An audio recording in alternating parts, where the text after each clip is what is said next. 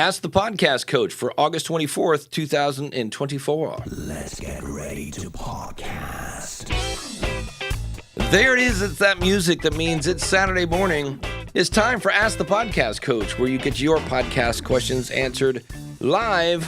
I'm Dave Jackson, fresh back from Podcast Movement, and joining me right over there, the one and only Jim Cullison from TheAverageGuy.tv. Jim, how's it going, buddy? Greetings, Dave. Happy Saturday morning to you. Always good to be back with you. Am I sensing a little richness in your voice? Yeah, it's Podcast Movement voice. It's not as bad as usual, but it's a little, there will be no. Yeah, let me see here. There will be no Bon Jovi imitations today. It's all lower red. I need some VO right now, like voiceover work, because I could do the thing, the soothing sounds. Could do very light. Yeah, but it's a little scratchier than usual, I guess we should say. So, yeah. Well, in crowds, shouting at people, talking all day, those kinds of things. Yeah. The other thing was, I would walk. I stayed across the street. I would go to the hotel, and if I made it to the bar, there'd be a bunch of people I knew. When the event was going on, I just talked nonstop. And it's one of those things where it dawns on you when you do this for almost 20 years, you know a lot of people. And so there's just a lot of like, hey, what's going on? And then you talk to them for 15 minutes. And then, I missed a lot of sessions. I was going to go to some sessions because wasn't tied to a Libsyn booth. And just kept meeting another person. And it was a lot of fun. It was great. But I don't know. I needed something, I guess, to wet my beak. And I'm not sure if some hot cup of Java would have done it. Yeah, a little honey in that coffee would get your voice exactly. going. Yeah. And of course, that coffee pour is brought to you by our good friend Mark over at podcastbranding.co. I did hand out my ugly business cards, and nobody threw up on them. But I did every time I pull them out. I'm like, I should have had Mark because. I want to stress this. We always talk about artwork here. Anything that you want to look good, podcastbranding.co is the place to go. Yes, Mark has done a lot of my artwork, but if you go to Jen Briney was at the Democratic National Convention because of her podcast, and who designed her website that looks amazing? That's right, Mark over at podcastbranding.co. He's going to sit down with you and make sure that your brand is in alignment with your content and whatever vibe you want to give.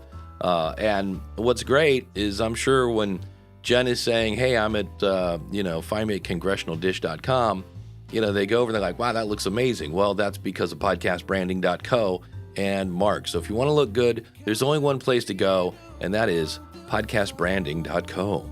Tell them Dave and Jim sent you.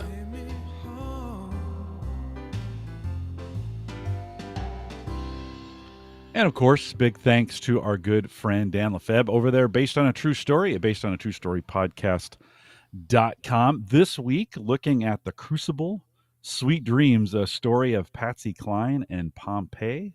You wouldn't want to be in Pompeii. I know the end of that story. Yeah. So you would not have wanted to be in Pompeii. Available now. He's also checked out The Mummy. So if you're a 90s, was that a 90s? 90s. I don't know what that was. Maybe based a little bit on a true story. I mean, how much of The Mummy was? It's available now.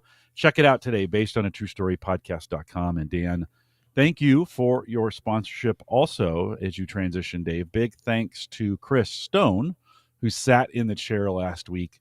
Man, does that guy have a nice studio. Yeah. Wow.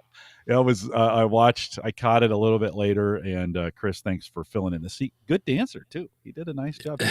He had some dance moves going on. So, Chris, thanks for sitting in the seat last week. We had a Japanese foreign exchange student over the weekend, or a long weekend, and I needed to spend some time with her. And so, Dave, thanks for giving me the time off, and Chris for filling in.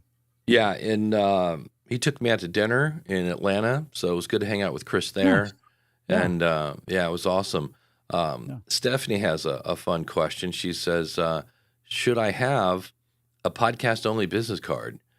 Maybe I should.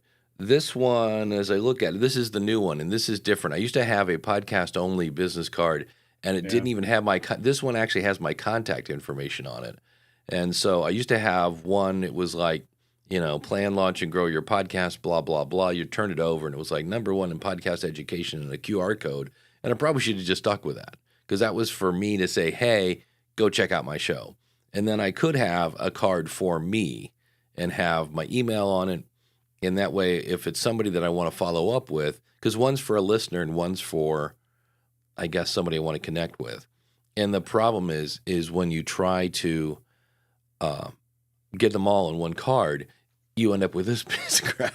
So it's not a horrible card, but on the back, it's like all about me, and on the front, it's all about the School of Podcast. Business cards are cheap. And I know everybody's like, oh, you can put a QR code on it, but maybe it's because I'm old school, but I have a system where, when I get back to the hotel, there are some people that, and this is nothing, some people you're a good match for, and some people you're not. And so the people that are not, go to the circular file, and but there is that second step of, okay, now I've got your card. I'm going to see your card again if I'm going to throw it away. So you have one more chance to grab me. And so that's one of the things I'll be doing today is people that I met that I actually want to, it's always one of those things, oh yeah, I'll contact them later. I'm like, no, the day afterwards, or even day of, I've had people do that. Hey, it was great meeting you tonight. Hope to catch up with you later. And, but Ralph asked the question here. Yeah, but does anyone really look and use business cards anymore? I guess maybe a card with just a website link will take them to your landing page. Just a thought. I look at business cards. I had the podcast beacon from my buddy Matthew Passy, and that's just a thing with he's basically putting whatever. Jim, what's the technology for the weird chippy thing that you NFC? NFC. He's putting NFC. NFC chips in everything, and that is something that you have to practice. And I think everybody's phone's a little different because it's cool. I mean, it is amazingly cool when somebody goes, oh, what's that on your wrist? I'm like, oh, that's my podcast beacon. And you take their phone and you put it on the wrist and the little thingy pops up and you go, boom. And they're like, oh, man, that's cool. The problem is you have to know exactly where to put it, because there are many times when I would go, oh, yeah, that's the podcast beacon. Here. Oh, wait, hold on. Move it a little up. Okay, try moving it down. It's up a little up. Oh, up there it is. That is not as cool. And I would say 50-50. And it was because everybody's phone's a little different. But it was cool. And then they could subscribe to the show, and, you're good to go. Yeah, I almost, not quite, because, you just can't have it. But Gordon Firemark says, I sound a little froggy. I almost have the Gordon thing. Like, Gordon has that Gordon voice. He does. He's way down. This is just the way I'm Gordon Firemark at firemark.com. Yeah. You kind of do sound like him. That's a nice, good work. Good work. I think, Dave, business cards are person specific in a lot of ways. Stephanie, like she says, hey, I'm a business card girl. I think some people really like them. They've got systems around them. Listen, your ugly business card could pay off in some situations because it stands out in a pack. Like if somebody's collected a bunch and they're like, oh, I'm looking for, it's orange, right? I'm looking for, it kind of looks like the Miami Dolphins. So yeah, just to show you, here's the front of it. And the part that's ugly is this. I made this white thing to make the text easier. It's like, and then the back, and I was laughing because here's my 30-day money back guarantee that's so small that you can't read it. But this is all the, like, who you're talking to. And then this, I was like, I should have just left that yellow. Like, it wasn't the end of the world, but it is. Well, at the end of the day, I'm not sure you're going to lose anything with a super ugly one. Lots of people are remembering the conversation they had with you. Listen, it's not a billboard in an airport where you get 5 seconds with not even that, 3 seconds with somebody. It is in most cases, you've had a conversation, and the person said, hey, I want to contact you. You give them the card. They're not going to go. They're not going to go back to it because it's ugly. It could look better, right? But it does the job for what you needed to do in this situation. Could you have done it better? Absolutely. Should you have? It's there. Yeah. Would you order a whole bunch of them and not use them? I don't know. You could probably I would just give them all away. Get rid of them and go with Yeah. the next batch, right? So to speak. But Yeah. there are people who love them. There's people who don't. I think Stephanie said leaving the back blank, Yeah. or maybe a small QR code, or maybe half of it a QR code for folks to take notes. Not a bad idea. Everybody uses them a little bit differently, Yeah. So Because it's good to have. you make a great point is if we've met you, because within 10 seconds if this is, like there was one guy in Atlanta and he was really nice about it, but we both knew within like 5 seconds, oh, we have nothing in common, Mhm. and it's one of those things where when you do, it's you could leave notes. That I've heard other people do that. To me, I'm like, I'm just trying to get them to use the QR code or to contact me or something like that. So all those are great ideas, but W- I w- maybe go ahead. One thing I would add to that, Dave, as far as image goes, for some customers, you're a podcast coach, you're a consultant, you help people. For some customers, maybe there's a caveat here where image does matter, and they see your card and they're like, Mm, if this is his business card, yeah, right? So that there could be a drawback there, as I'm thinking about. I mean, listen, you called it ugly, I didn't, but there could be a drawback to somebody who goes, that's their best work, well, So you got to keep that in mind. the front of this one, I don't know which one's the front and the back. And I'm not going to say their name, but anyway, the one on the back here, this was a logo, I believe, and it got stretched to fit, and it's blurry. And I Mhm. was like, and I know what happened. You look at it, you're like, oh, and that's why I've been using Canva for business cards, because to their credit, what you see on the screen is what you get. And I guess on the screen, I thought that looked good, and I was like, well, it's easier to read, and it is, but to me, I'm like, when I saw it, I was like, bad decision, Dave. So, um, you know, Don't it you hate it it'll when you catch yourself doing that? yeah, you're You like know, you know, yeah, you lots of times you do this, you make a logo or something. Good enough. And then you made it, so and then you start critically looking at it and you're like, or maybe later you come back to it and you're like, that is I made some ugly logos when I first started podcasting, and I was like, what? That is it's just horrific, And so chances are our stuff, unless you're a designer or something like that, it's probably not great. Get some feedback on it before you start giving it to the public. yeah, because like I love. Here's a show. This is the Akron Podcast Show, which is now defunct, right? Got my logo there, local news, stories, and insights. You turn it over, got a thing for Akron and a QR code. So that was all geared to get you to my website. Beautiful Yeah. card, and I loved it, and ordered, I think, 1,000 of these things, and I probably have 990 left. It's like maybe start off with a box of 100 or 500 or something like that.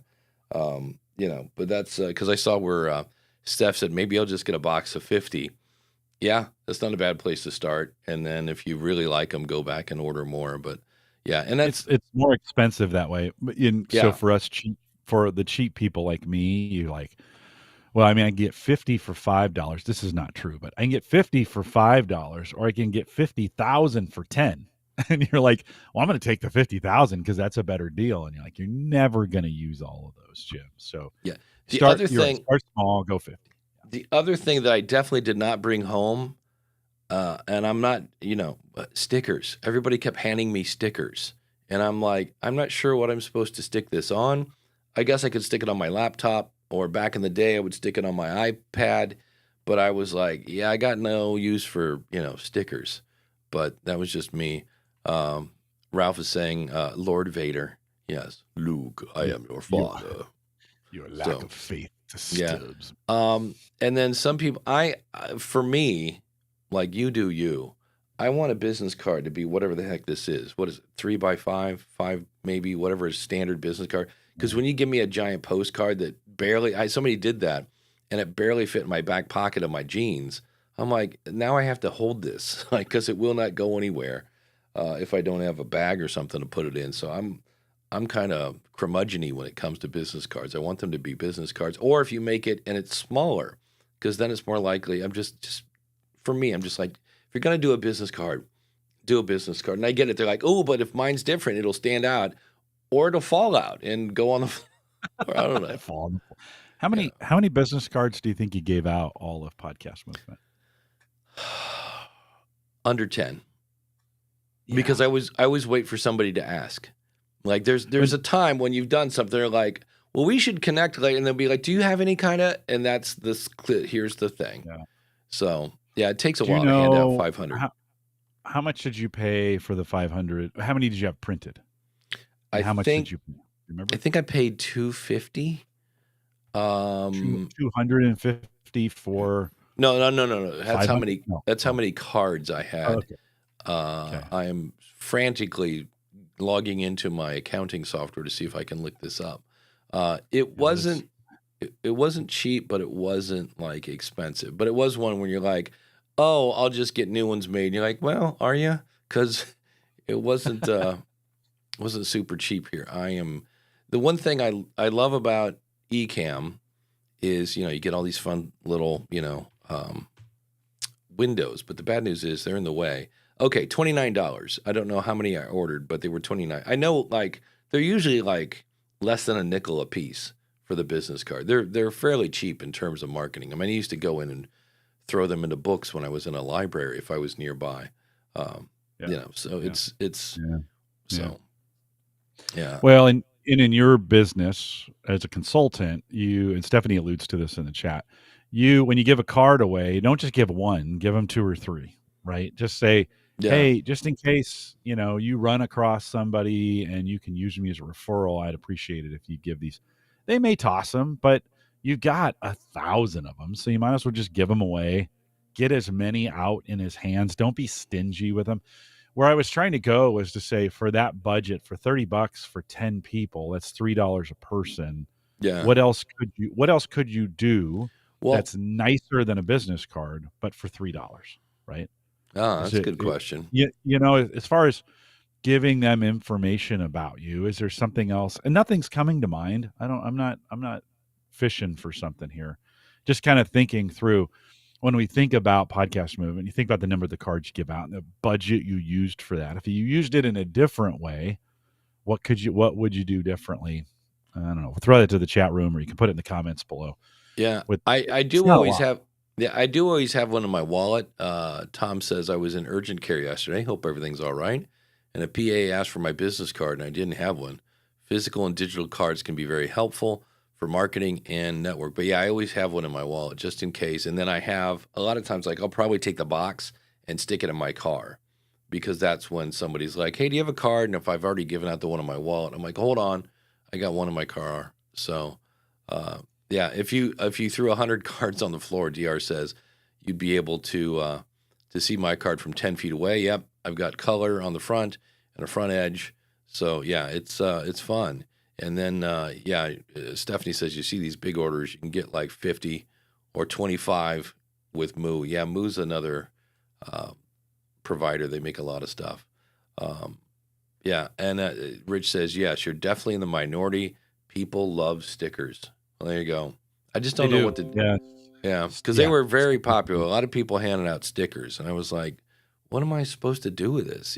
But it was fun. And then last Podcast Movement, I came home with a bunch of stickers. This is 2019, I think, is the last one I went to. And I put them on a computer. So I had this computer that sat out. So I put them on the computer. Then I gave that computer away to somebody who needed one. And they inherited a bunch of stickers. And so I was like, well, hey, here's this computer. Sorry about the stickers. I mean, I was giving it away for free. Yeah. So it's sorry about all the stickers. And they're, what are all these things?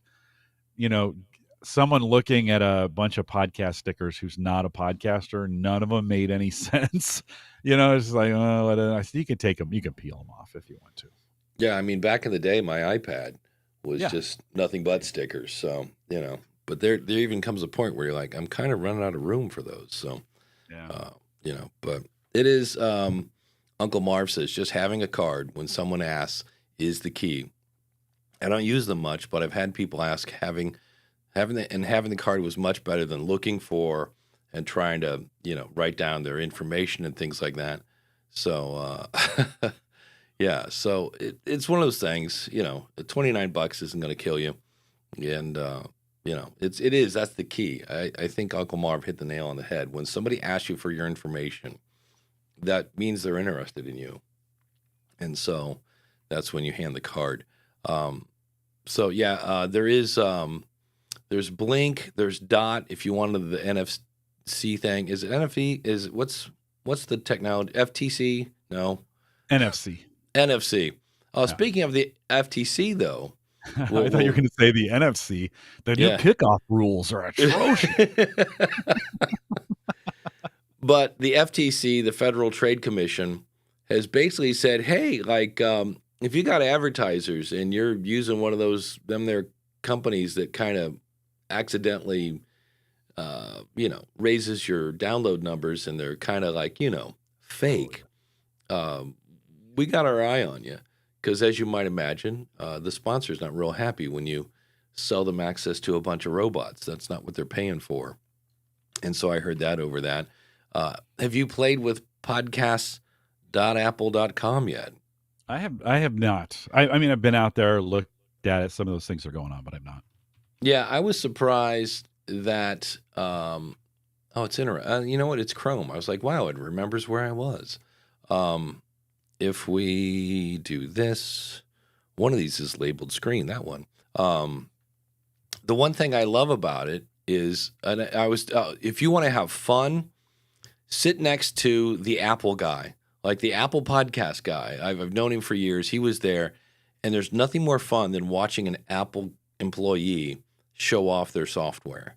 He was showing me different things, and it was just like, he was so excited about it. But this, somebody said, I was listening to the Podcasting 2.0 show, which had James Cridlin, who was calling in from the airport lounge to be on the show. Because the one thing that's missing here, because it's Apple Podcasts on the web, except the one feature I use, which is Smart Playlists. And it's in Apple Podcasts, but it's not on Apple Podcasts on the web. And so I was like, oh, well, that's, but the fun thing is, I'm not signed in. So, and it's going to do double authentication. Never mind. But anyway, it is very close to being the same thing on the app. And what they're saying, and I guess there's like 1 or 2 lines of code that didn't make it, that eventually they call it a web app.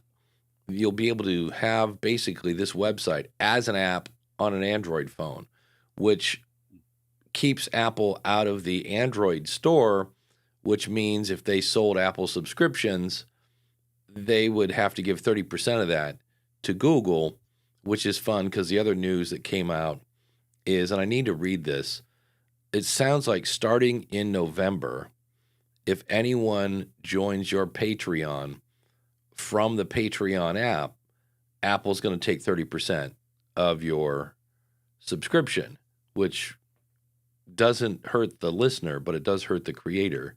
And there's a button in Patreon that says if somebody's on using the iOS phone, charge them 30% more.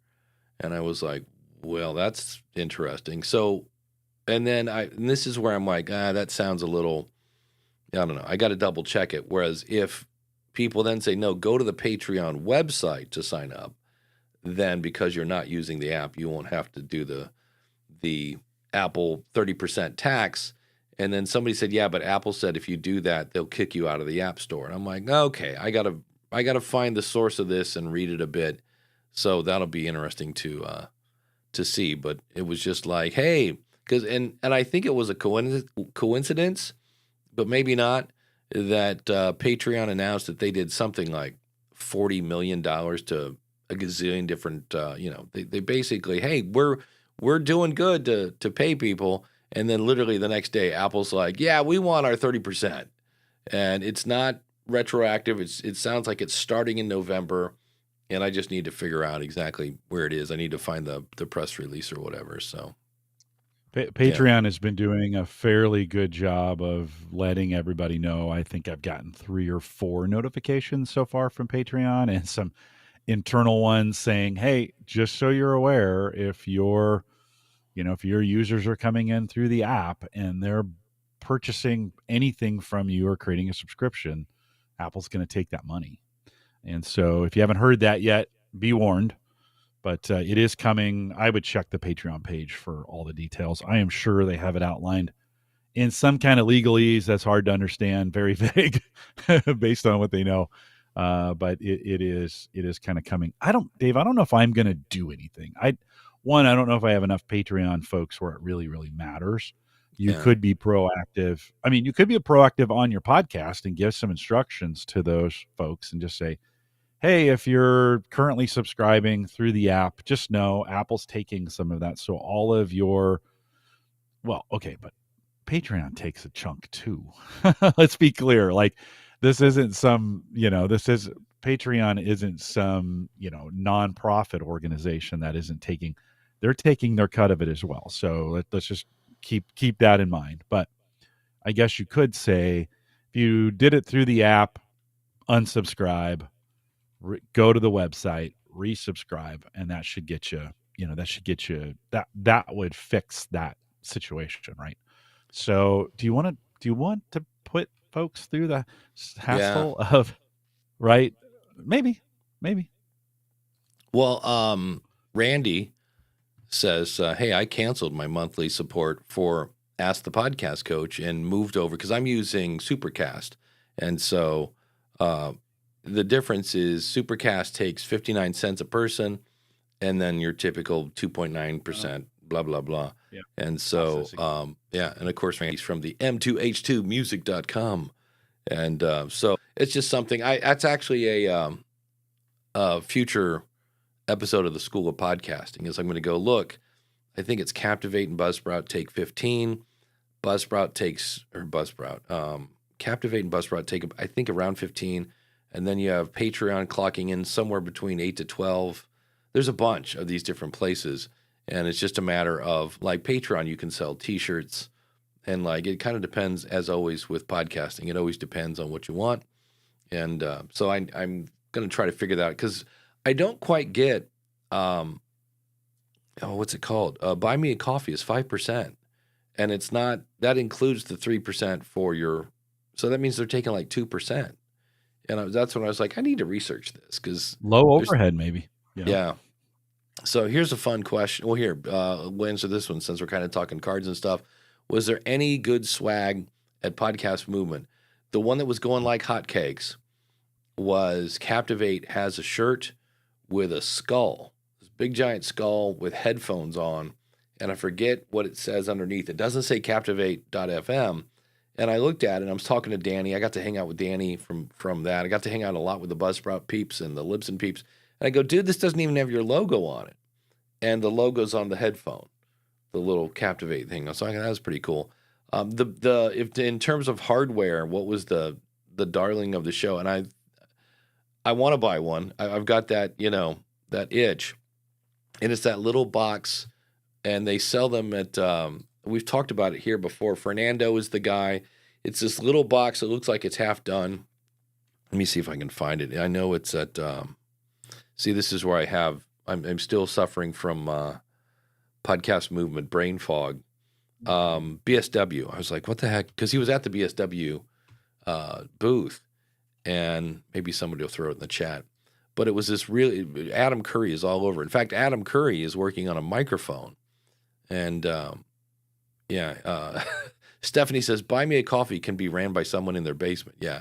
But it's this little box, and the thing that's amazing about it is it's literally like probably smaller than your phone. It's really tiny. And you flip it over, and there are all your buttons, and one of them is for noise reduction. And so we're in the middle of the floor, and he just held a button, and it listened to the noise and then removed it. Now, it wasn't completely removed because we are in a very loud type of environment. And this little device that doesn't even really have a case, I was looking for my, nope, it's not Mic Hero. No. Well, I don't want to sit here and have people listen to me look for it, but it was, the hardware wise, that was like, because it is, like, I got the Rodecaster Duo to get some of my desk back. This would give me my whole desk back. The only thing was, in terms of making sound effects, it does have loop back. So if I had something in Boss Jock Studio, Dave Mansueto, the original founder of Libsyn was there, and he's the guy behind Boss Jock Studio, and they are working on a third version. He's like, yep, we're going to take another run at it. And I was like, all right. So I'm on his beta list to come along. And so, yeah, Audio Sigma, thank you very much, Randy, to make a bundle for their new mic. Yeah, that's so if I go to I'm going to guess audiosigma.com. Yeah, there we go. The Pod Mobile. That was this thing. And he had one, you have one with one mic or two mics. And, it's not cheap, $359 for that one. I could get the single one for $289, but, it's one of those things where, I was talking to him, I'm like, dude, when are you going to put together an affiliate program? Because BSW doesn't. They should. BSW should really have an affiliate program, but they do not. Something to do with paying taxes in states. But this was an amazing box. I was like, huh. And it's got a couple built in, and he keeps making it better. Because I told him, I said, I saw this at Podcast Movement Evolution. It's like, oh, it's improved since then. He's like, you got to hear it now. It's like, all right. So that was the hardware piece. Other than that, and Jim, wait till you hear this.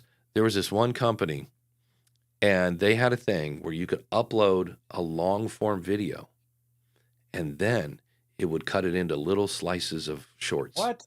I know. I was like, automatically? Yeah, automatically. Just magic? Yeah, just magic. And I was like, okay, and it wasn't one of the ones I'd heard of before. There was a new media host. I think it was like, it began with Pod. Yeah. I do have their business card. They had two-way texting, so you could send out a thing, like people could text you, like this is something Buzzsprout has, and then you could actually text the person back. I was like, that was interesting. They had a recorder that would record video and audio, and then they were a media host. I was like, oh, well, you got some features there that other people may not. But other than that, there was no Heil booth. There was no Shure booth. Oh, that's another one. These little baby Shure clip-on things. Chris Stone had them in Atlanta. And I kind of poo-pooed them off because I thought you had to have a receiver. And you can use your phone as a receiver. Now, you're going to lose some of the features, but that was like, I think, $250. And it has built-in noise canceling.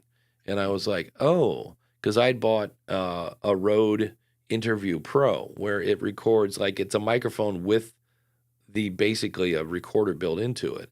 And you'll be hearing that in a future episode of the School of Podcasting. But the actual expo floor was ginormous, and there was no carpet. That was the big complaint from Todd Cochran put a complaint on Facebook, and he's like, there's no carpet. And there definitely were less newbies, like that didn't even have a podcast. But there were some there. Todd was saying there weren't any there, and he was going to downsize his booth next year. And he was not a happy camper. So I was like, well, it is what it. There definitely was more of a industry flavor, because that's usually Podcast Movement Evolutions is all industry, and that had definitely trickled into this one. And I think part of that was they did it during the week. Well, they did it during the week when a lot of Democrats were in Chicago, so they probably got a better price at it. And it just so happens that school started for many people this week, so that made it kind of tough. And the Gaylord is not a cheap place. And so, yeah, there's some people that like, look, I'd have to take vacation time.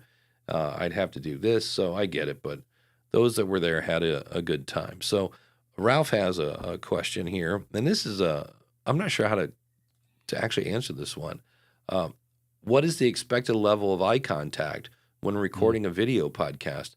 I use a prompter, but it's causing me stress. But I fear not making good eye contact during the show. And it's weird because when I watch some of the stuff I do, I'm almost not looking at the screen, because you're just kind of looking at whatever. And so the thing is, if you never look away, and not even so much, like right now I'm looking directly at the screen and I'm talking and I'm not looking away. And so it's kind of interesting, but I notice that when I talk, I do kind of like, I'll look away and kind of look down, and then I'll go back to this and that. And I'm like, so I don't know if it's like, well, it needs to be 70% eye contact, 30% looking at your shoes? I don't know, Jim. How do you answer this question? This is a good one. It's a good question. And some people are very particular about this. And that's how they engage. That's what they want to see. They want to, they want to engage with you in that way. Others could care less. I would say, to me, what helps you make the best content possible. And if you could, if you can do it in a way, I'll look at the camera right now. If you can do it in a way where it makes sense to be looking at the camera all the time and do it that way, that's fine. If it makes more sense for you, Dave, I'm looking at you right now and not necessarily looking at the camera. Does that mean the content's any less? I don't know. I'm with you. I look around, I'll be thinking about something and I'll look off to the side, Does that necessarily turn people off? Well, if you do your podcast long enough, people will gravitate to who you are. The ones that don't like it will go away. So I always kind of say after episode probably 50, you've probably gathered your crew for the most part. Now, would it turn off some people from new folks who are coming, not looking for that? Maybe. But do you want them if they're going to be, if they're going to be that particular? Well, if you're gonna be the one staring at the camera and doing that production, yeah, maybe you do want them. But if you don't, doesn't make your content very good. I don't know if it changes the content. That's the thing. I think it's a preference for people and what they desire. I don't think it changes the content, but I was going to say it's a weird thing, but that word weird has gotten weird over the last week. So we'll say it's a particular thing with people. Some people really want it and others don't care. And so you got to kind of decide, who are you going to be? Would I be a person who says everybody's got to start looking at the camera?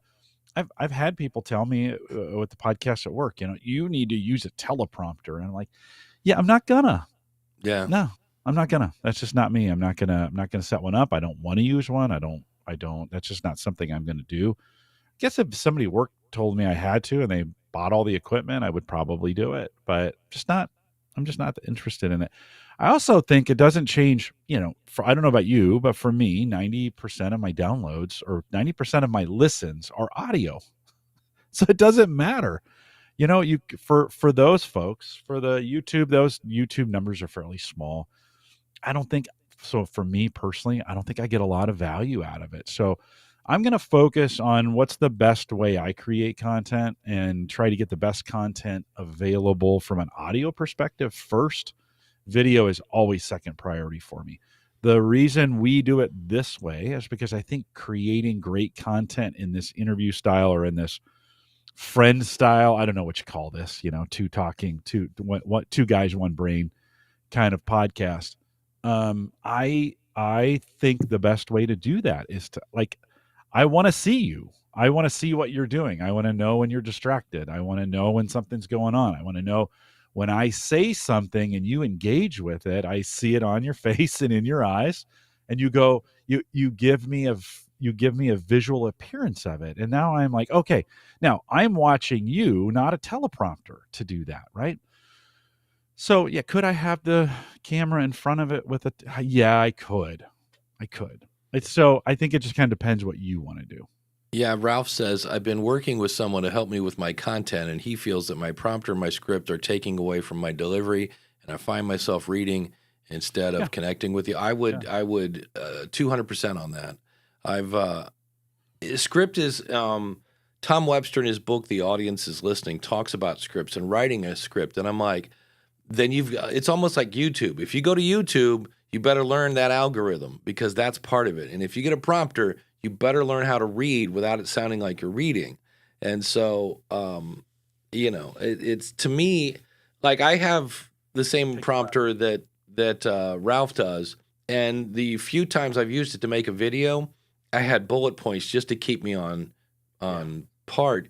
Here's what you can do. The next time you talk to someone in person, if you can remember, kind of just talk normal, but step outside of yourself and see how often do you look at them?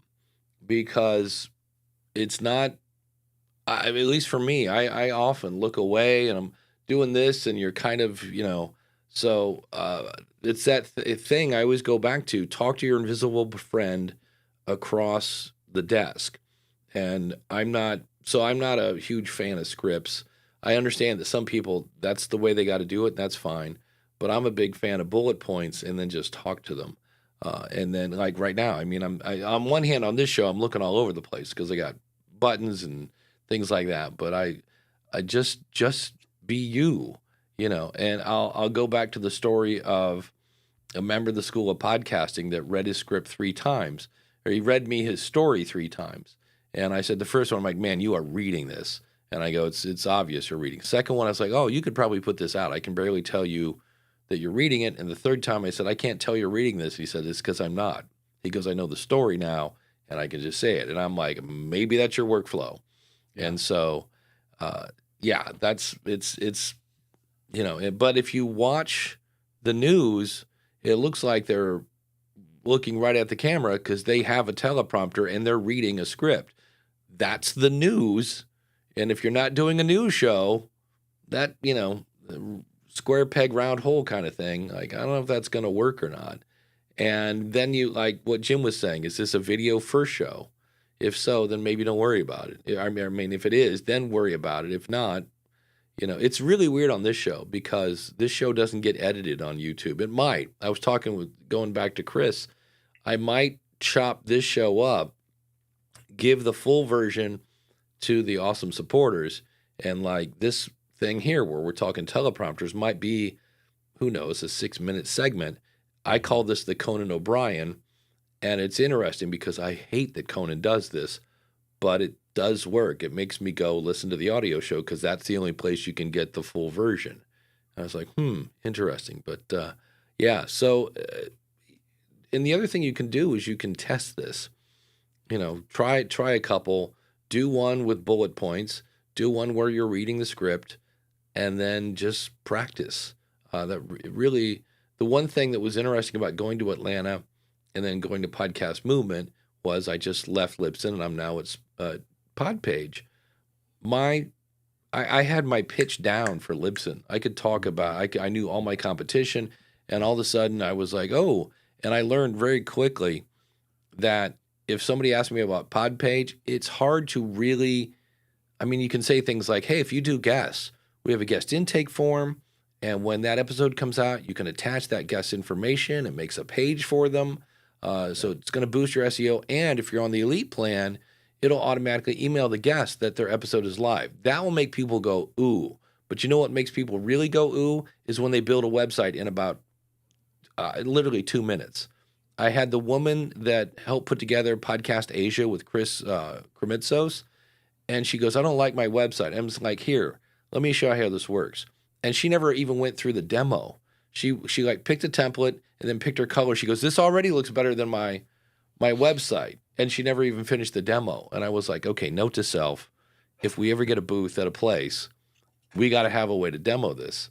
Yeah. And so it's that practice, seeing what works, seeing what doesn't work, and go with what works. But it is tricky. It's a different skill in the same way that the book by Valerie Geller, and she talks about doing live, and she says live is a completely different skill than, doing whatever, voiceover or something like that. Because if you're a sports guy, you have to be ready to kick people off the air because once you give them, it's, Rob in, Wisconsin, what's going on? I think that quarterback is awful. We should kick it. We fire the coach. Great. Okay. Well, he's not doing that good this year. What else you got, Rob? And he's like, quarterback stinks, man. We should fire. Okay. Well, like we've got all you got on that guy, and you got to be able to thank you for the call and then move on to the next one. So, but keep playing with it. I thought I saw where Jeff had a great comment. He says, I have a teleprompter and I still look all over the place. So far, no one's complained. Yeah, because it is a creepy balance. Because if you do just stare at the camera, even if you're not staring like a madman, you're just looking at the camera.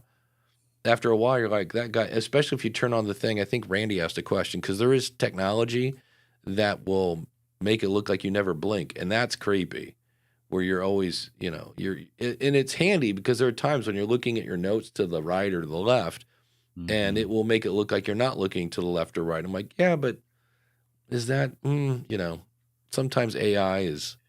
I don't know, Dave.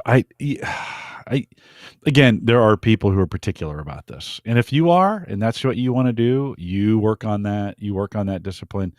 Is it completely necessary that everybody does it? No. So for people who do it and do it well, stop telling the people other people they have to do it that way. They can really do it any way they want. Just kind of know your audience. This is one of those things where I think your audience will follow you at some point, and they'll follow you because you're you, right? They'll get used to that. So, yeah. Chris says, like everything else, practice, practice, practice. Craig, making eye contact and nodding doesn't mean you're actively engaging. You're thinking about your next question. Yeah, that's true too. Yeah, it can be. It can be. Listen. I have watched these interviews where, the person's answering the question and they're looking, and nodding their head, and and then you're like, oh, there's a really good question. Like, you should follow up, and then they just go to the next unrelated, and you're like, oh, you missed a great opportunity in there because you weren't really listening. You were, and so. The body movements or the body, your body language can get out in front. You can also be focusing so much on that. Okay, keep staring. Okay, keep staring. I got to keep staring. Oh, I got to listen. Okay, what's the next question? Oh my God, they're going to stop. They're going to stop here in a second. I don't have a question yet. And you go into a panic, right?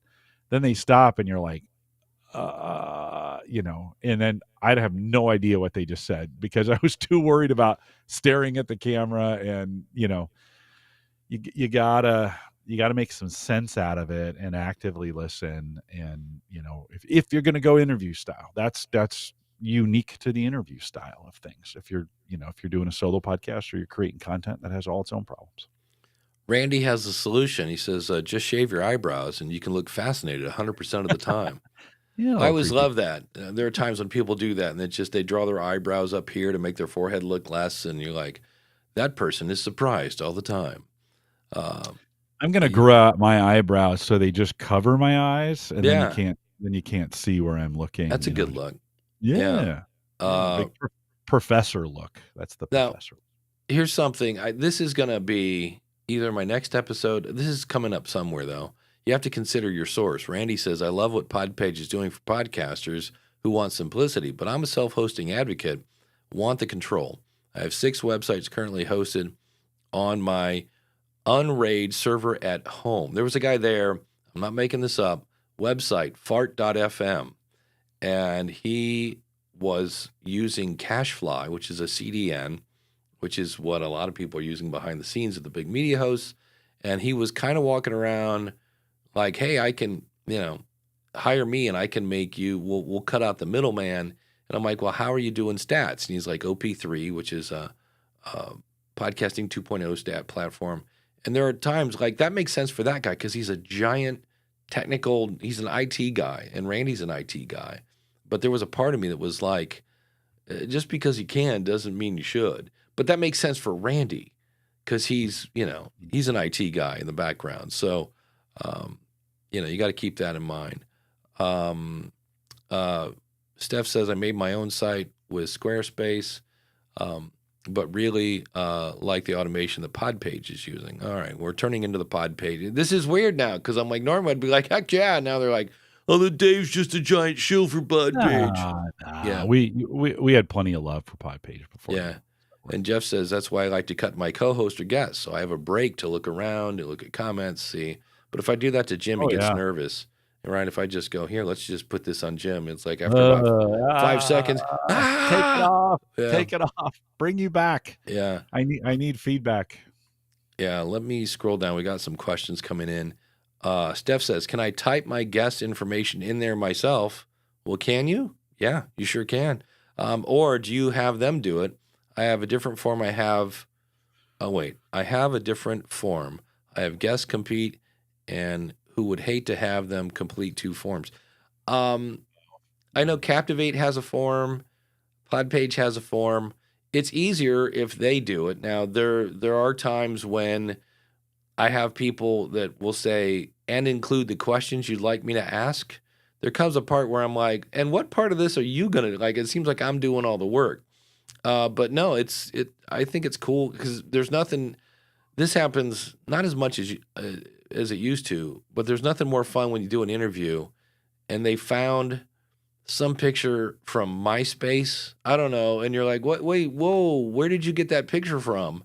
And they're like, "Oh, I just did an image search for you." And I'm like, "Yeah, here's my actual headshot where I don't look like a complete moron, or my mouth is half open, and the screenshot is me going with this weird face." I'm like, maybe not. So yeah, you can definitely because there are times when you interview somebody and it dawns on you that you didn't have that workflow set up, and you're like, "Oh, I forgot to have them put it in," and you can put in, especially a lot of times it's just social links and things like that.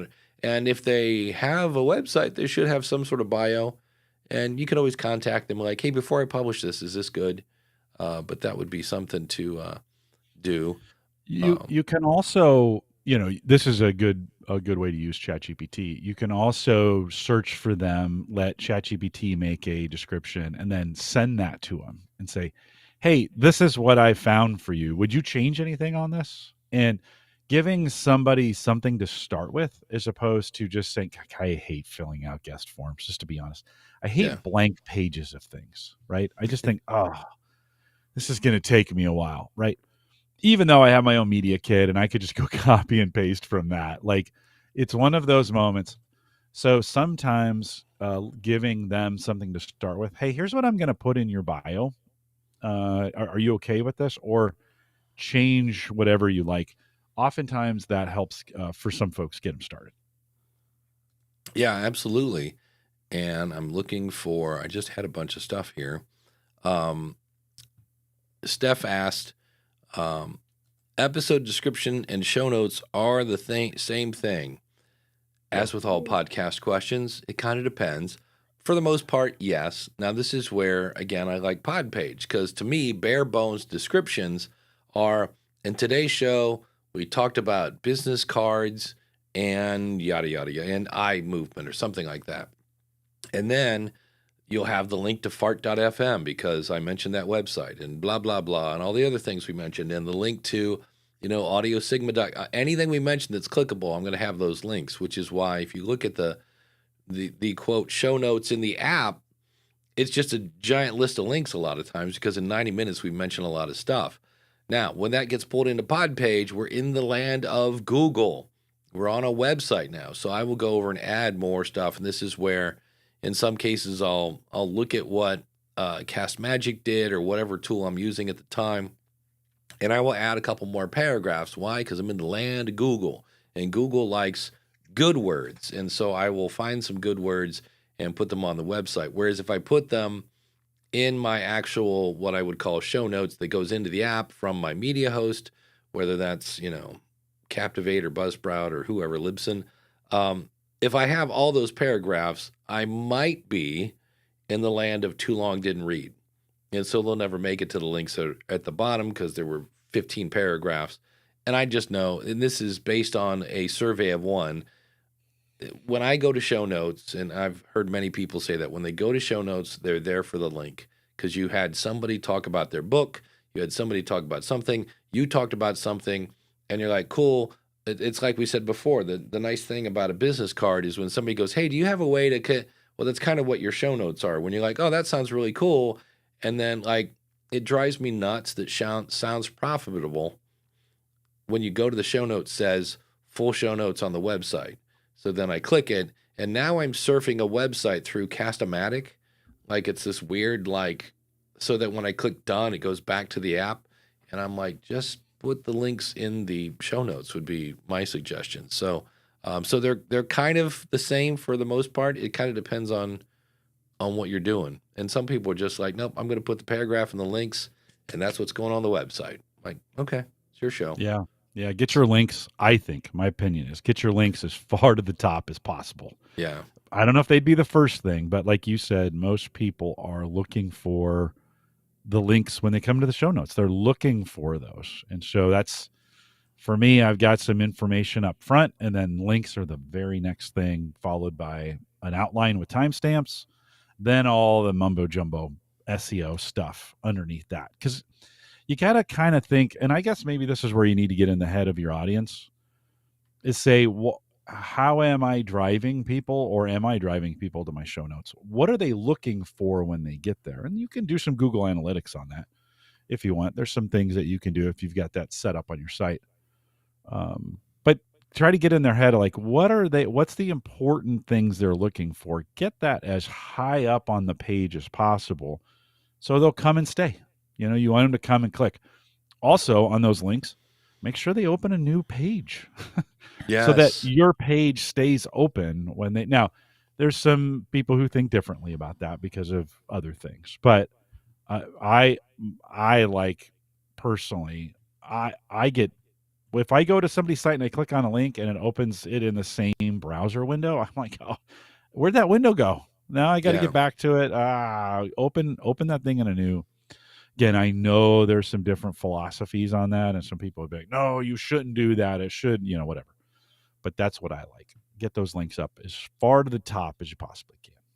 Yes. I applaud that. That is well done. It's Well, thank you, Dave Jackson. I say that all the time. I'm like, I just like always opening a new window.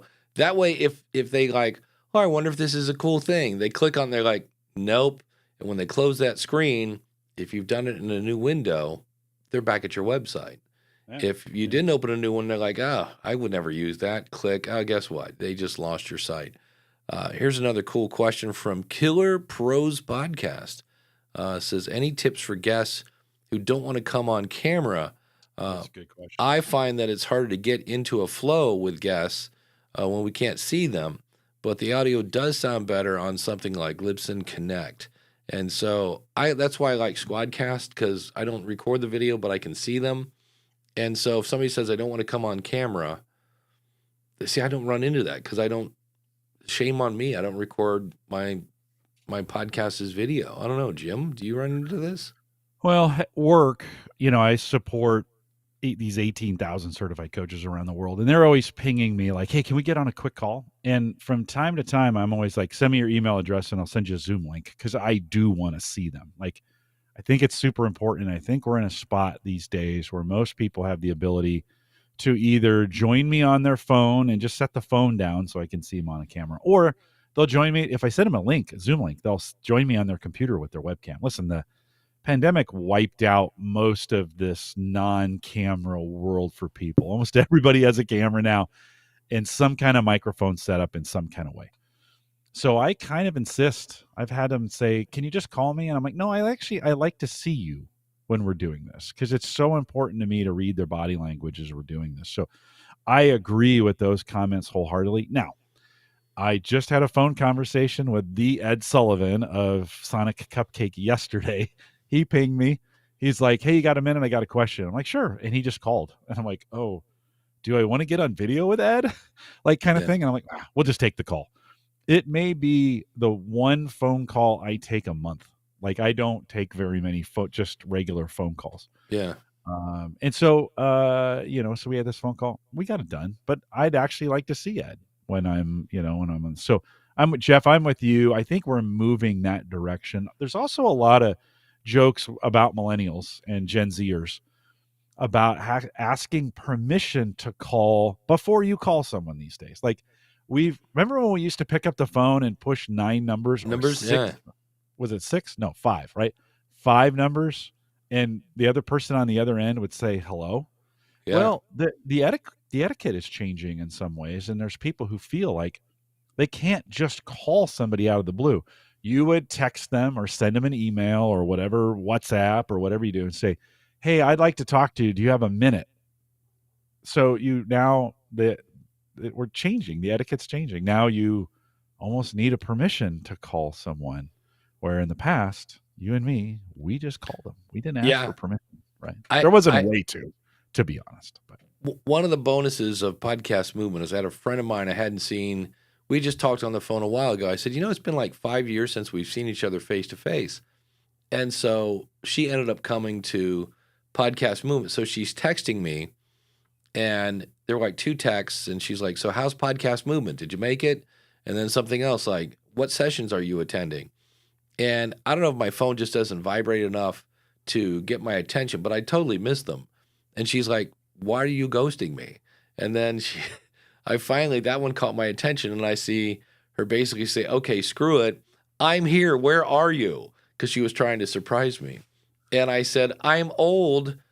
Pick up the phone and call me if you really want. I'm like, you don't need my permission. Just call. That would have gotten my attention. So the permission to call is a little different in my book. But,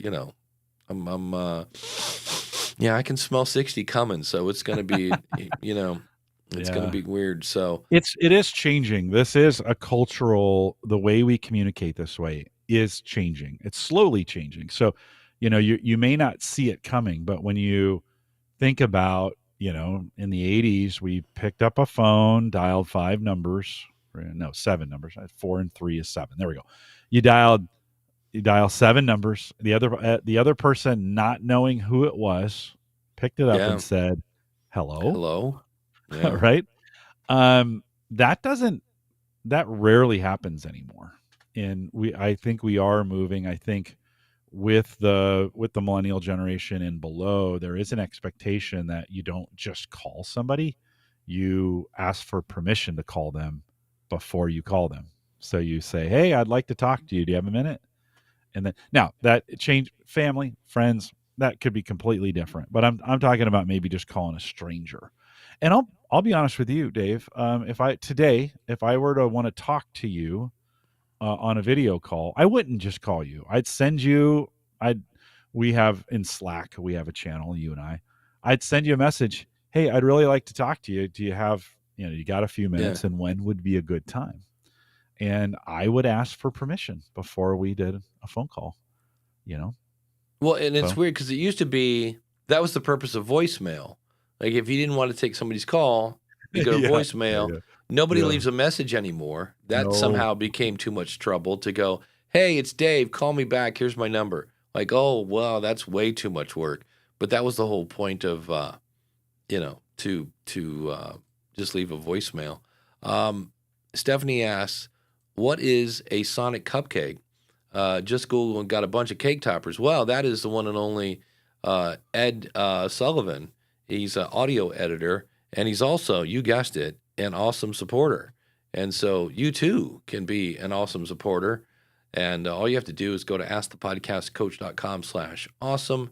And of course, the show is brought to you by the School of Podcasting, where you get courses, coaching, and community. Did I say coaching? I mean unlimited coaching.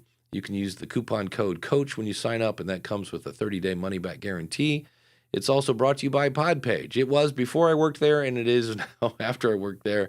If you want to check it out, try Podpage. We talked about how awesome it is, and you can check it out too. And we are using Ecamm today, so if you want to check it out, askthepodcastcoach.com/Ecamm. It is a really cool live streaming tool. It's my fave. I've used a bunch, and it's fun, and it makes you look really good. And if you need more Jim Collison, and hey, who doesn't?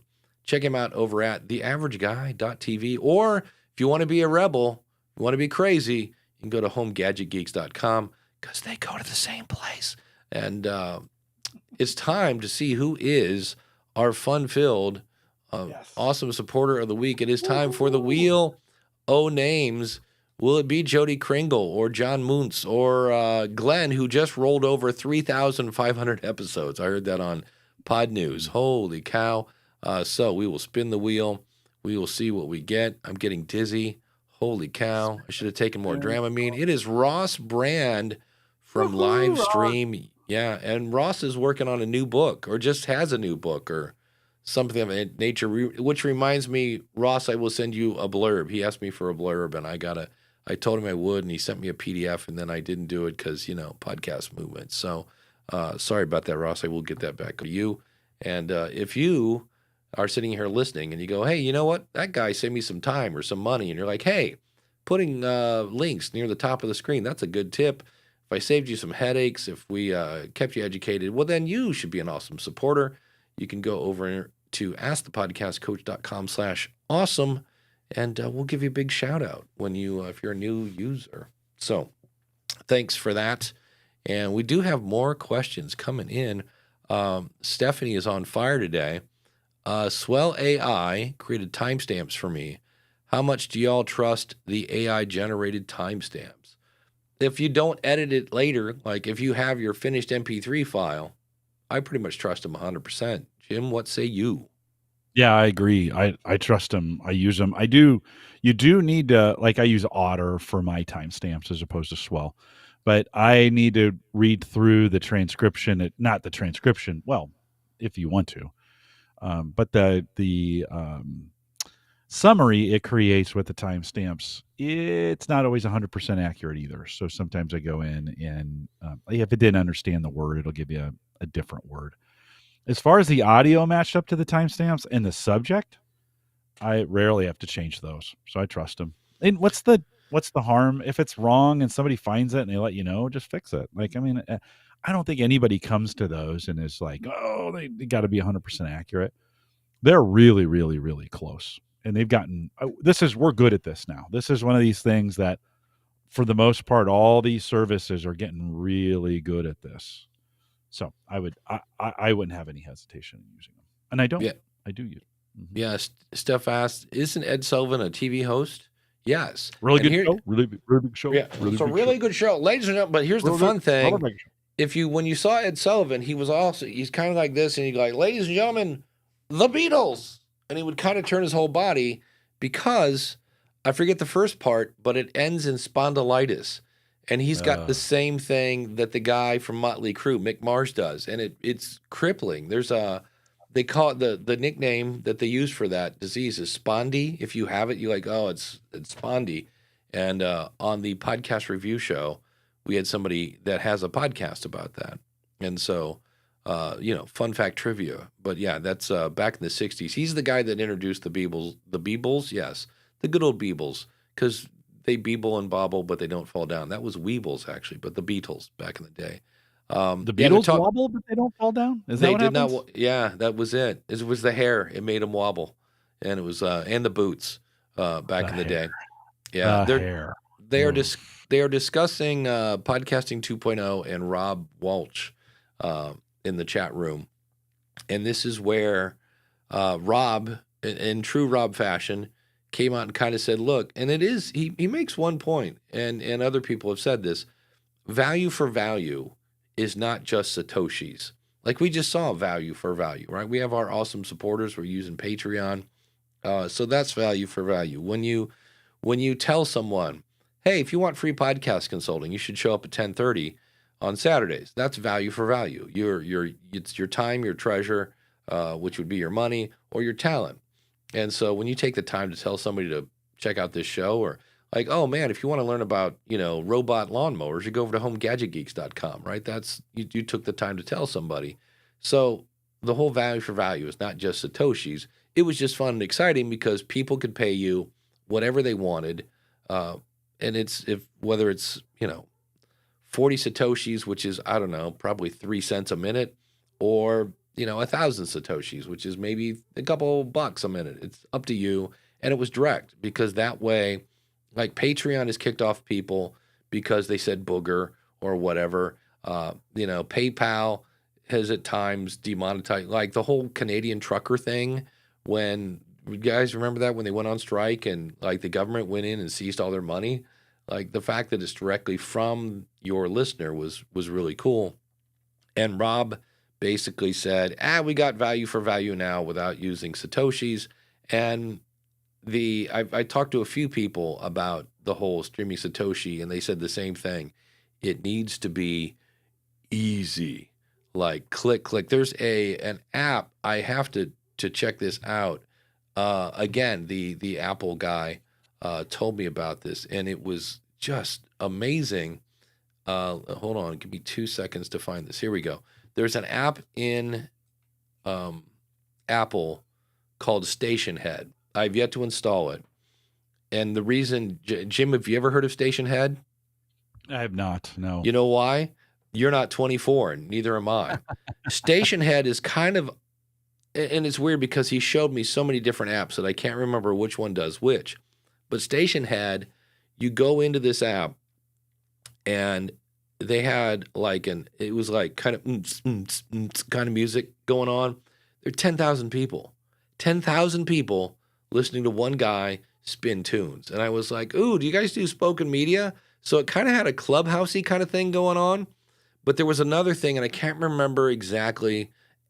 Keep in mind, this was about 12:30 at night on like day 3. So all of this is really blurry.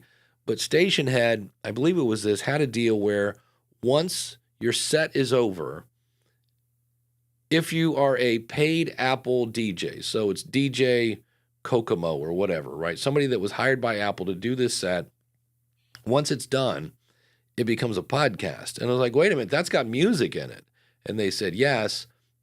Somehow the app verifies that you have either an Apple Music or a Spotify account. And if so, it will actually play the music in the episode because it's verified that you're. And I was like, ooh, that's kind of cool. I love the idea of that technology because that means, wait, if we can do this in a way that I don't have to be a paid Big Shot Smarty Pants DJ guy, that other people could do that. So I need to download the whatever I said it was, Stationhead app, but it was cool.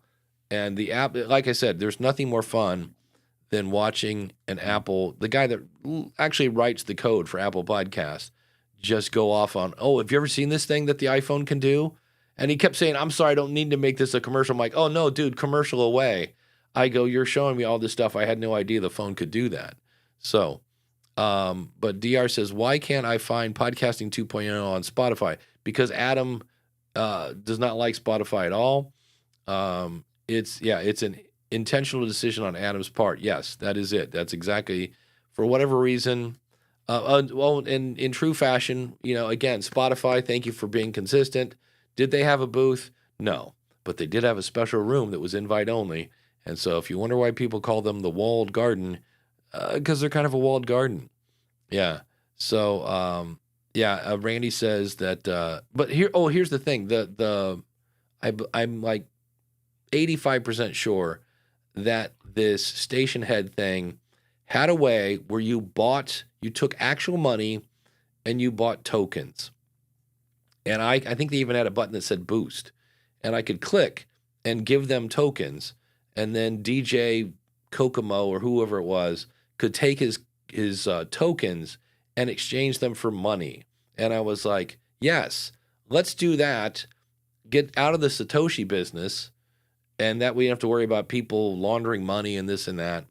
And I was like, but Satoshis are tokens, right? It's the same Right. concept. A token has no value, right? A token is just a represent, your reward points for your credit card. Those points, they have no value in themselves, right? They're converted into something else. Satoshis are the same thing. It's just a different form, right? As we think on the blockchain. So I don't, I want to make sure we separate this idea of making it easier and a good idea and good technology, because all three of those are very different conversations to be having about this value for value. And I'm not sure I'm a big fan of, well, we already have it, so we shouldn't do it this way. No, this is the future. The blockchain, there's a lot of things. Well, I don't know if it's the future. We'll find out if it is or not. But there's some cool ways of doing it. Listen, I've been outspoken about the block. I don't think choosing Bitcoin was the right way to go with that. But that's what they're doing, and they're headed that way. It is a way of doing it, and we'll see if it works or not. So let's just make sure, as we're thinking about those conversations, we're separating all these issues and not lumping them all into. I feel like sometimes some folks have lumped that value for value is only about the blockchain, or it's only right. No, there's lots of other things in 2.0 that are awesome. And value for value is great. We just need to figure out ways. I mean, we were complaining about Patreon just a few minutes ago. Yeah. So, or Apple doing their kind of things. And people do need to take a cut of this. We do need people to make money doing these things, because if it's your argument of free, of doing things for free, right? Web hosting or podcast hosting for free. Those things never last. So we do need some people making money off these things. The question is how much and is it fair and some of those kinds of things. Today, the on-ramp for purchasing Bitcoin and these Satoshis is relatively difficult. It's gotten easier. It's better than it was before. But you are buying a form of a token. It's the same idea when you go to oh shoot, I had this in my head. What's the place you go where you buy tokens and play games and they give you tickets? Chuck E. Cheese. Well, Chuck E. Cheese, that's a form of it, right? As well as there's a newer version of that too for adults, and they sell drinks there. I want to say Barnes and Nobles, but that's not the right. Yeah. It's two names. It's why can't I? They sell you tokens. Yeah, you go there, you laser tag. No, no, the chat room will. Yeah. You get food. I want to say Bartles and James. That's not the right thing either. I can't. It's two words. Sounds like Buster's. Dave and Buster's. Dave and Buster's. There you go. Dave and Buster's. Thank you, chat room. Thank you. Yeah. Gary was the first one to kick that in. Gordon, thanks for doing it. And speaking of thank you to DR for the $10 super chat. We appreciate that. Yeah. So we have lots of questions. Go ahead. Let me say one more thing on that before we go. There's people always say, why does there have to be a middle thing, a token in the middle of this, right? And as Americans, we think the dollar, right? We don't even think there's other currencies around the world. Isn't there just a dollar? Well, when you think about being a global podcaster, the conversion of these currencies is near impossible. Like if you think about today, say we just had this Japanese exchange student. I'm sure she had some yen on her when she got here. Trying to get those, I mean, you got to make an appointment at a bank and then go in and get that stuff exchanged. This is the fundamental problem globally, is there's no great way to easily convert currencies. This is why Microsoft has on the Xbox program, they have points associated. That's why credit cards often have these point systems. They sometimes do it to obscure the dollar amount too. But that being said, international currency is difficult. So we do have to have a way to take things, and Bitcoin is a way to do that, right? You can take yen or rubles or euros or pounds or dollars, convert them into something else. They all have an on-ramp for it.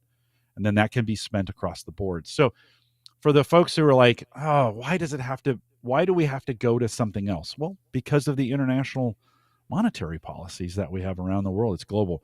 Getting all those currencies to line up is a super difficult problem. Crypto is a solution to kind of do this. So in the early days of crypto, this is where they promoted themselves as cutting out the middleman, so to speak, of exchanges, of currency exchanges. So that's why it works the way it does with crypto. It's just a way of getting converting currency into something else, different currencies into one, so it can be paid out to podcasters who then convert it back into their, back into their form of currency. Sorry, that was we should have played the Get the Nerd On thing before that. We did. But yeah, to answer Stephanie's question, Rob Walsh is the VP of Podcaster Relations at Libsyn, podcasting since 2004. Like he put the O in OG, been around the space, very, very, he provides a lot of stats. And basically Rob, it was weird because when I heard it on the feed, and first of all, this was Rob, it wasn't really Rob and Elsie. Elsie played a little, but most of it was Rob's opinion. And I know Rob there's a feature called Podroll, and this comes from the days of BlogRoll, where you could recommend other blogs on your blog. And so they came up with a BlogRoll or a Podroll feature where I could go in and say, I like this show, this show, this show, and this show. And the thing that excited me about that is one of the developers of Podcasting 2.0 said, oh, you could use that then to make charts. And I went, ooh, that would be cool. Most recommended. I would love that. And so I want to see Podroll for that feature. And there are some hosts that are supporting it. I don't know that Apps are. True Fans does. because that's Sam Sethi and he takes everything in. But I want to see Podroll come out for two reasons. One, I think it'd be a great way to recommend other shows to other people. Number two, I'm going to guess 9 days. It would take 9 days for somebody to sell their Podroll. Like, I will put you in my Podroll for $25 a month. I want to see how long it takes for marketers to sell their Podroll. But Rob, and he's allowed to have one of these, has an opinion, and he's not a fan of Podroll. And he even said, he's like, I'm not anti-value for value or this. He's like, but some of these things just doesn't make sense to him, and it's allowed to not make sense. But it did appear in some of the ways he described things that he may not have done all of his research. But I did hear today on the Podcasting 2.0 that he and Adam Curry are exchanging emails. And so Rob's not a dummy. He's like, look, if I'm missing the boat on something, like, fill me in, So it'll be interesting to see. I just know, as someone who has worked at Libsyn, if you ever wonder why they move what appears to be slowly, that's a big boat, and it's hard to turn that thing quickly. Where when I was at Podpage, or when I was at Podcast Movement, somebody said, because at Podpage you have a /follow, you have a /voicemail. They're like, why didn't you have a /newsletter? And my guess is going to be by the end of next week, we'll have a /newsletter. Brandon will have it. Yeah, he'll have it. He'll have it done. Yeah. That guy moves faster than anybody. Yeah. In the early days of Podpage, I remember chatting with him about something, and he's like, "Give me an hour." It was like done. It was literally done. So great job, brother. Yeah. And DR was asking about why didn't Adam put his stuff in Spotify. Seems like he's shooting himself in the foot. It's the beautiful thing of podcasting. It's your show. You can. So when somebody goes, "Hey, can I?" Unless it's play music in my show, you can do whatever you want. So Coach Dave has a question. He says, "Hey, what happens to archived episodes once you cancel your subscription?" So this is a little bit of a head scratcher, because archive, at least in Libsyn, archive means it no longer takes up space in your current, so this is August, and it's any file that's not archived counts towards your monthly quota. And September 1st, your quota is cleared and you're back to how many shows you've uploaded. Anything, if you cancel your subscription, be it Netflix, Hulu, HBO, Buzzsprout, Libsyn, Captivate, when you cancel your subscription, in the movie worlds, you don't get to stream movies anymore. In the podcasting world, your files don't work. So if you cancel your subscription, or if you cancel your pod page, your website doesn't work. When you cancel something, whatever you are paying for is not going to happen. So I'm not quite sure about the archiving thing, but that's how it works in the world of Libsyn here. So I just saw a giant comment here. It is fun to try to keep up with this, as especially on a day when the chat room is engaged and doing. They are everything. prolific this morning. They are writing well. So great job, chat room. You guys are doing awesome. Coach Dave has a great question. Anyone using UTM parameters to segment audience and or track traffic course? I am. I use, and it's amazing that I don't talk about Switchy on this show. There's a cool tool I use called switchy.io. If you go to supportthisShow.com/switchy, and that's with a Y, you can put all those UTM parameters in. UTM stands for something that begins with a U, something that begins with a T, and it's whatever, something measurement. And what's cool is I could say the source of this was my show notes on this episode. And when you go into your Google Analytics, I'm a big fan of Fathom Analytics because I don't need to know what my audience ate for breakfast 3 weeks ago. And Fathom just kind of gives me how many people visited the site, where did they come from. And so when you use UTM, which sounds like, something like I'm ready for a commercial. Do you have UTM? Ask your doctor and see if, whatever is right for you. But yeah, it's a way to do that. They're kind of handy. Yes, Rich says that's an AppSumo thing. It's still an AppSumo thing. If you go to supportthisShow.com/switchy, it's still like $39 forever.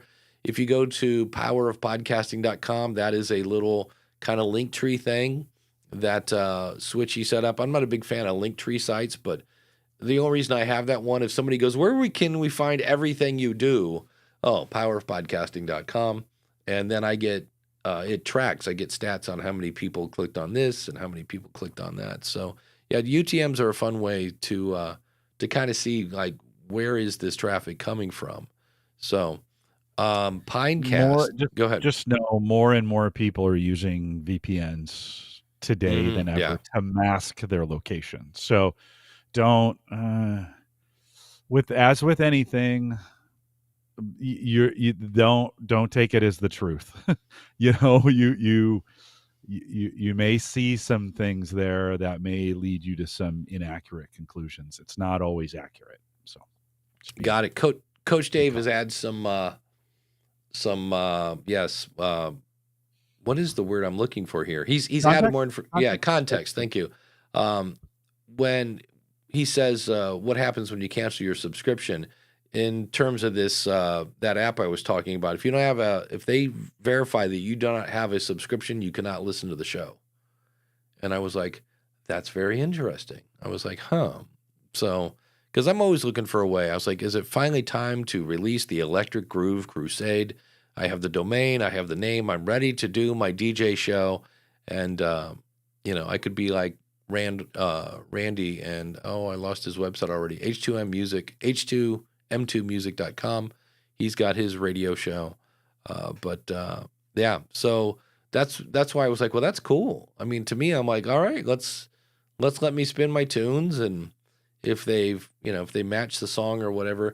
Spotify had a thing where you could do it. You would talk, and then you would play a song, and then you would talk, and you had to talk in it. You couldn't just spin music, and then you would play a song. And all it was doing, because it was one of those where like you can play music in your podcast, and in true Spotify fashion, asterisk, oh yeah, it only works in the app, not on the website. Oh yeah, and it only works if it's a paid member of that. And all they were doing is they would play me talking, and then they would go out to their database and play the song, and then would go back. So it looked like it was a file, but it wasn't. It was just basically pinging and ponging back and forth between the song and whatever you said. So it was interesting, and I don't know if they think they're Google or what, but after a while, when people said, hey, that's kind of cool, they took it away. So it is what it is. Well, did you see this week there was a musician that spoke out? I forget who it was, and it was like, a million listens is not necessarily equating from a pay perspective like we think it should. And I actually think you're going to start seeing some musicians, really starting to put some heat. This idea of streaming stuff and getting credit for stuff is still a hot topic among musicians. So if you think that it's all of a sudden going to get easier to do that, I don't think those days are coming. Is it going to get cheaper? I don't think those days are coming. I think the streaming services are going to get held accountable for. I don't know if all the reporting has been up to snuff, or that they're paying them appropriately for what they're actually doing. Now, maybe the numbers do work and it's there, but I think we're going to see some new conversations around how musicians are getting paid. There are musicians that are using the streaming Satoshi thing. There are websites now where you can upload your music. Yeah. And they've said that Ansley, I forget her, I want to say Dunbar, but I believe that's a drummer. But anyway, there was a young female singer-songwriter. She's been on Spotify forever. And she said in like a week, and in a very short time, let's go that route because I can't remember exactly what it was. But basically, she made more money using the streaming Satoshi value for value than she did in years. Yeah. On Spotify, because you make next to nothing on Spotify. There we go. Ansley Costello made more money in one night from a live stream concert using V for V and Bitcoin than she made in 6 years on Spotify and Apple Music. So once that starts, when people start seeing that, and I mean, that's Ansley Costello, everyone together. Who? Yeah, exactly. But she's actually got talent, and and it's a thing where, again, it's a direct connection between you and your audience. So if your audience wants to give you more money, Mary, I can't remember her name. She's on YouTube. She's a musician. She's a professional musician, but she supports her professional musicianship via YouTube channel. and she was saying how she paid. There's like a pay for play on Spotify, and she said I basically lost money on it because it brought me X amount of streams, which brought me X amount of income, but it was less than people doing that. So it's the music business is a mess right now, and we'll see what happens. But holy Always cow. has been. Always. Yeah, has it's true. Yeah. been. Always has been. My favorite was there's a part in most music contracts where long after the CD came on board that you were still a part of your income, there was an expense for broken records because records would break during shipping. And I'm like, yeah, they don't break anymore. And now, CDs, vinyl, so it's really kind of crazy. But Jim, what is coming up on Home Gadget Geeks? Yeah, we took a week off, but we're back. Mike Uyghur, my co-host from years ago, he comes on the show from time to time. He did something similar to me. We had this huge power outage in town, and he set up some stuff to get power in his house. So we talked a little bit about that, and we spent some time. He's actually setting up a mesh network around his neighborhood so that they can, in an event of an emergency, you can text and do some things, even if the cell phone or those towers are down. So anyways, it's available now. You've said the site a couple times, theaverageguy.tv or homegadgetgeeks.com. Yeah, and on the School of Podcasting, I've got a couple things I found, but I did record some stuff there, and so we're going to get we're going to hear Lou Mongello talk about, how do you make something memorable? We're going to talk about a service that James Cridlin has to help you get less spam, but those are recorded in, bars and on the floor of the show. So we're going to learn that, but we're also I'm going to use some plugins to remove some of the background noise. So it's kind of a 2-for-1.